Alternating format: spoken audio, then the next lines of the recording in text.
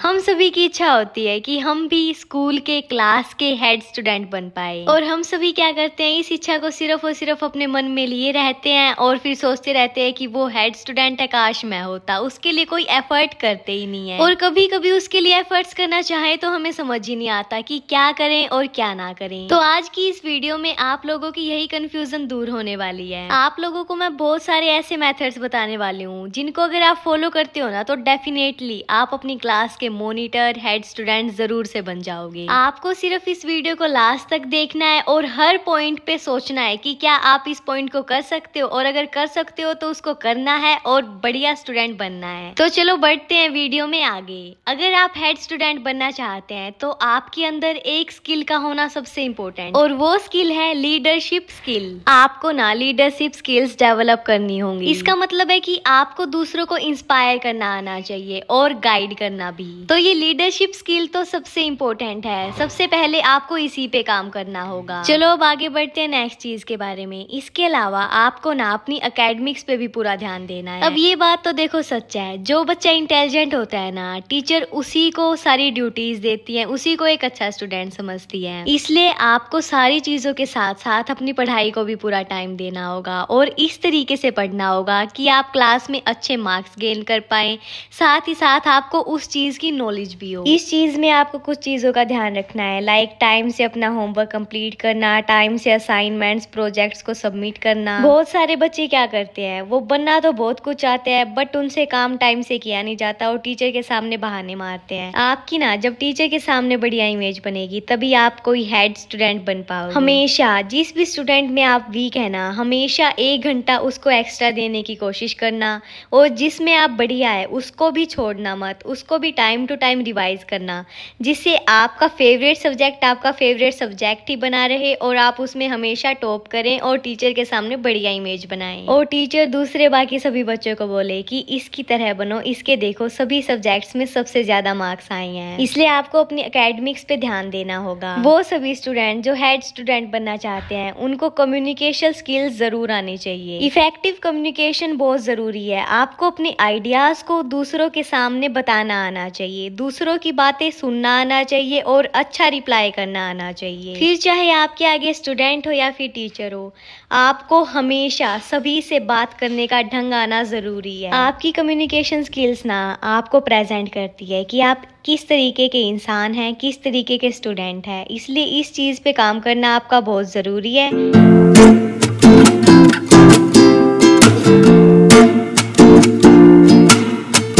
अब पढ़ाई के साथ साथ ना आपको बाकी सभी चीज़ों में भी पार्टिसिपेट करना है। हमारी क्लासेस में ना बहुत सारी इवेंट्स होते रहते हैं, डिस्कशंस होते रहते हैं, एक्टिविटीज़ होती रहती हैं।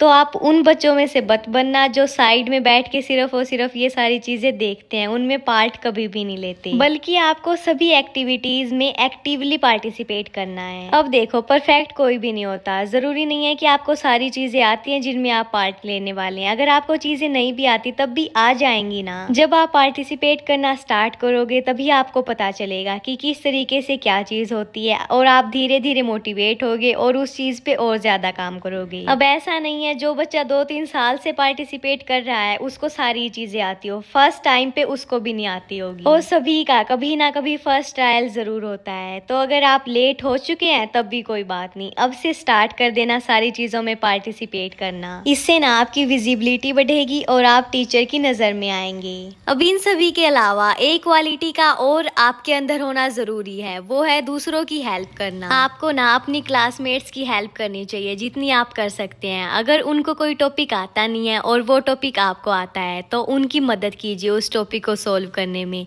इससे आपकी इमेज अच्छी बनेगी स्टूडेंट्स के सामने भी और टीचर के सामने भी। अगर किसी बच्चे के पास कोई नोटबुक या बुक नहीं है तो एक दिन के लिए, थोड़े समय के लिए तो आप उसको अपनी नोटबुक दे सकते हो ना। तो ये चीज चीजें जरूर से करना।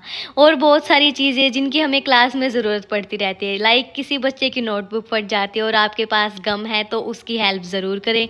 बहुत सारी ऐसी चीजें हमारी क्लासेस में होती रहती है। आपका मेन फोकस होना चाहिए, अगर आप हेल्प कर सकते हैं तो आप जरूर करें। आपके हेल्पिंग नेचर से सभी स्टूडेंट्स के आप मनपसंद बन जाओगे और साथ ही साथ टीचर्स के भी। चलो अब आगे बढ़ते हैं। इसके अलावा आपका ओपन माइंडेड होना भी जरूरी है। अब यहाँ पे ओपन माइंडेड का क्या मतलब है? हाँ चलो मैं आप लोगों को बताती हूँ। आपको ना नए आइडियाज और सजेशन को एक्सेप्ट करने के लिए ओपन रहना है। अब जरूरी नहीं है कि आप जिस तरीके को हमेशा से फॉलो करते आ रहे हैं, हमेशा से यूज करते आ रहे हैं, उसके अलावा कोई और तरीका उस चीज के लिए बेस्ट नहीं हो सकता। आपको टाइम टू टाइम ना थोड़ा बहुत चेंज लाना होगा अपनी स्टडी मेथड्स में भी, साथ ही साथ और भी बहुत सारी चीज़ों में जो आप करते हैं। इसलिए आपको अपने माइंड को ओपन रखना है। अगर कोई आपको कोई सजेशन दे रहा है, आइडिया दे रहा है, तो आपको उसको सुनना है। और अगर आपको कोई दे भी नहीं रहा तो आपको खुद को सर्च करना है। मतलब आपको अपनी सारी चीज़ों में थोड़े थोड़े टाइम के बाद चेंजेस लानी है, मतलब कुछ नई चीज़ों को अपनाना है। इससे आपको डाइवर्स पर्सपेक्टिव्स मिलेंगे। अब मान लो आपको किसी चीज़ के लिए कोई बढ़िया सा आइडिया आ जाता है, बट आप सोचते हैं कि मैं हमेशा से उस चीज़ को वैसे ही करता आ रहा हूँ, तो उस चीज़ को वैसे ही करता हूँ, क्या करूँगा नए तरीके को अपना के। बट ऐसा मत करना, नए तरीकों को ज़रूर से ट्राई करके देखना। हमारे स्कूल में ना टाइम टू टाइम बहुत सारी पॉलिसीज चेंज होती रहती है, बहुत सारे इवेंट्स होते हैं, तो आपको ना उन सारों की इंफॉर्मेशन होना ज़रूरी है। आपको सारी चीज़ों के बारे में अपडेटेड रहना है। इससे आप दूसरों को इन्फॉर्म कर पाओगे और लीडरशिप वाली क्वालिटी आपके अंदर आने लगेगी और दूसरे भी उस क्वालिटी को देखने लगेंगे। मान लो नेक्स्ट सेशन से आपकी क्लासेस में बहुत सारे चेंजेस होंगे और बहुत सारी पॉलिसीज भी बदली जाएंगी,